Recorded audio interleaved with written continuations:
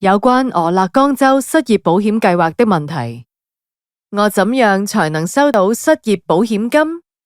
如果你合資格從失業保險計劃中獲得福利金，你可以透過以下幾種方法獲得款項。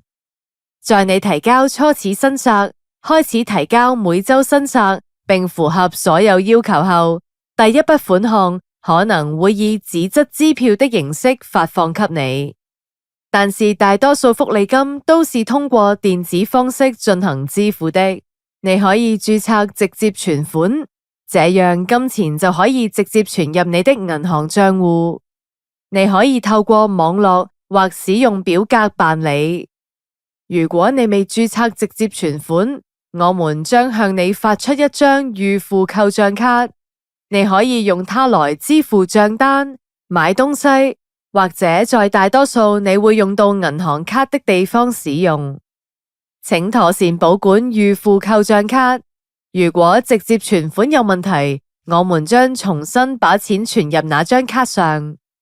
請訪問以下連結獲取更多資訊。